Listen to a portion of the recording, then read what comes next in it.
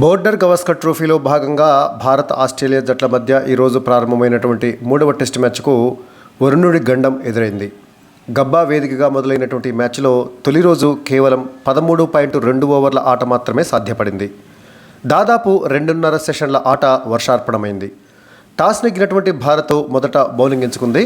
Toss ఓడిపోయి తొలుత batting ప్రారంభించినటువంటి ఆస్ట్రేలియా జట్టు తొలి రోజు ఆట ముగిసే సమయానికి తమ తొలి ఇన్నింగ్స్లో వికెట్ నష్టపోకుండా 28 పరుగులు చేసింది.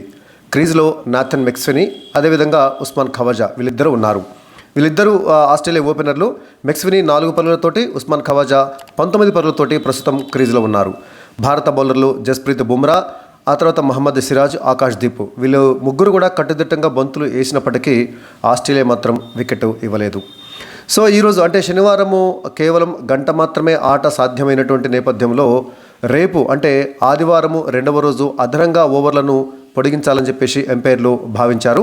ఒకవేళ రేపు వాతావరణం అనుకూలిస్తే 98 ఓవర్ల పాటు ఆట జరిగేటటువంటి అవకాశం ఉంది. సాధారణంగా టెస్ట్ మ్యాచ్లో రోజుకు 90 ఓవర్ల చొప్పున ఆటను నిర్వహిస్తారు. అయితే ఈరోజు అంటే తొలి రోజు ఆట వర్షార్పణమైనటువంటి నేపథ్యంలో రేపు అంటే ఆదివారం కనుక వాతావరణం సహకరిస్తే ఒక 8 ఓవర్ల పాటు అదనంగా ఆటను నిర్వహించాలని మరి ఎంపైర్లు నిర్ణయించారు. అయితే వాతావరణ శాఖ మాత్రము ఈ వారమంతా కూడా అక్కడ వర్షం పడేటటువంటి అవకాశాలు ఉన్నట్లుగా చెబుతోంది. దీంతో మ్యాచ్ ఫలితం చూస్తామా లేదా అని అభిమానుల్లో టెన్షన్ నెలకొంది.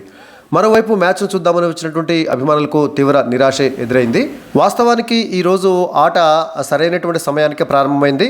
ఉదయం అంటే భారత కాలమానం ప్రకారము ఉదయం 5:20 టాస్ వేయటం జరిగింది. సో టాస్ రోహిత్ శర్మ గెలిచాడు. సో ఆ షెడ్యూల్ ప్రకారమే భారత కాలమానం ప్రకారం ఉదయం 5:50 మ్యాచ్ స్టార్ట్ అయింది. అయితే ఒక 25 నిమిషాల పాటు ఆట కొనసాగిన తర్వాత ఉదయం 6:15 తొలిసారి ఆటకు వర్షం అంతరాయం కలిగించింది. అరగంట అంతరాయం తర్వాత మళ్ళీ ఉదయం 6:45 మ్యాచ్ స్టార్ట్ అయింది. ఇప్పుడు నేను చెప్తున్న టైం అంతా కూడా ఇండియన్ స్టాండర్డ్ టైం ప్రకారం అండి. 6:45 తిరిగి మ్యాచ్ ప్రారంభమైంది. అయితే మళ్ళీ వర్షము ఉదయం 7:21 వరుణుడు వచ్చాడు. దాంతో వర్షం ఎంతకీ తగ్గకపోయేసరికల్లా ఉదయం 7:50 లంచ్ బ్రేక్ ఇచ్చేశారు షెడ్యూల్ ప్రకారమే ఎంపైర్లు. లంచ్ తర్వాత కూడా ఏమాత్రం వర్షం తగ్గలేదు. సో పదే ఎంపైర్లు ఎదురు చూశారు. ఒకవేళ వర్షం తగ్గినట్లయితే ఆట కొనసాగుద్దామని చెప్పేసి అటు ఎంపైర్లైనా ఇటు అభిమానులైనా ఎదురు చూశారు. ఎంతకీ వర్షం తగ్గకపోయేసరికల్లా భారత కాలమానం ప్రకారము ఉదయం 11:45 మొదటి రోజు ఆటను రద్దు చేస్తున్నట్లు ఎంపైర్లు ప్రకటించారు. వాస్తవానికి ఈరోజు మొత్తం కూడా ఆట కొనసాగినట్లయితే భారత కాలమానం ప్రకారము మధ్యాహ్నము 1 గంట వరకు ఈ మ్యాచ్ కొనసాగుతుంది. అయితే 11:45 మరి మ్యాచ్ను రద్దు చేస్తున్నట్లు అంపైర్ ప్రకటించిన కారణం ఏంటంటే వర్షం ఎంతకీ తగ్గకపోవటం. ఒకవేళ వర్షం తగ్గినా కూడా గ్రౌండ్ని ప్రిపేర్ చేయడానికి సమయం సరిపోదు కాబట్టి ముందుగానే ఎంపైర్లు తొలి రోజు ఆటను రద్దు చేస్తున్నట్లుగా ప్రకటించడం జరిగింది. ఇక ఒకవేళ రేపు కనుక ఆట పూర్తిగా సాధ్యమైనట్లయితే ఇంతకుముందు చెప్పుకున్నట్లుగా 98 ఓవర్ల పాటు ఆటను నిర్వహిస్తారు. అంటే రేపు ఒక అరగంట ముందే మ్యాచ్ స్టార్ట్ చేస్తారు వాతావరణం అనుకూలిస్తే. రేపు ఉదయం 5:20 నుంచి 7:50 వరకు తొలి సెషన్ ఆట జరుగుతుందని చెప్పేసి ఎంపైర్లు ప్రకటించారు.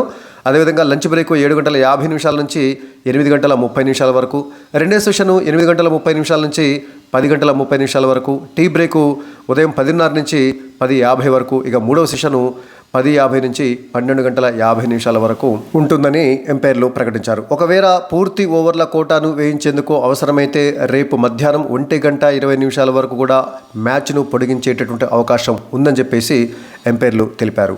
సో ఈరోజు ఏం జరిగింది?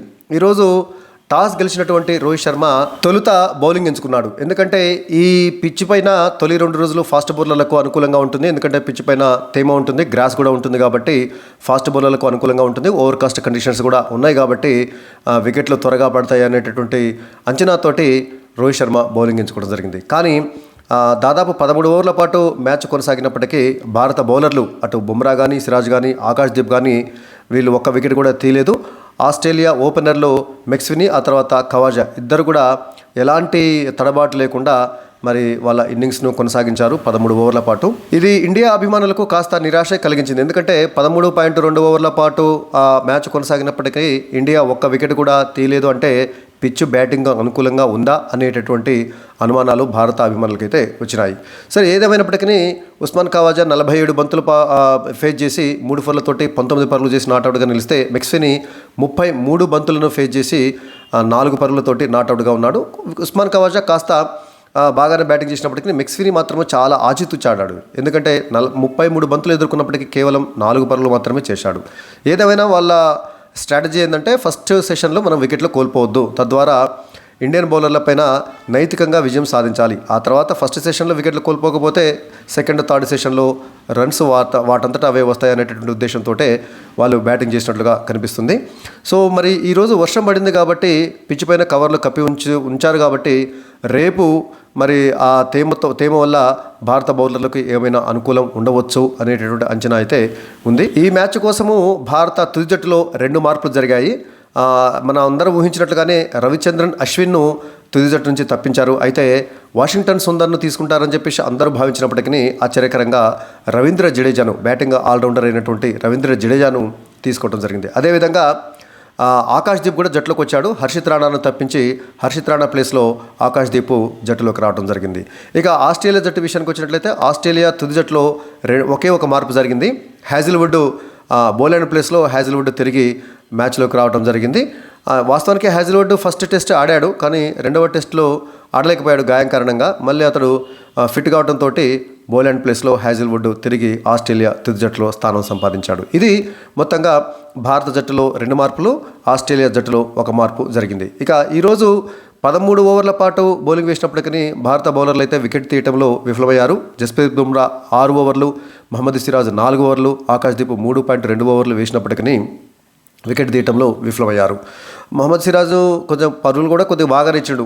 ఓవర్కి 3.2 చొప్పున పరుగులు ఇవ్వడం జరిగింది. అయితే ఆకాశ్దీప్ మాత్రము 3.2 ఓవర్లు వేసి 2 మిడిల్ వేసి కేవలం 2 పరుగులు ఇవ్వడం జరిగింది. జస్ప్రీత్ బుమ్రా కూడా కట్టుదిట్టంగానే బౌలింగ్ వేశాడు. సో బౌలింగ్ కట్టుదిట్టంగా వేసినప్పటికీ వికెట్లు అయితే దక్కలేదు ఈ 3 బౌలర్లకి.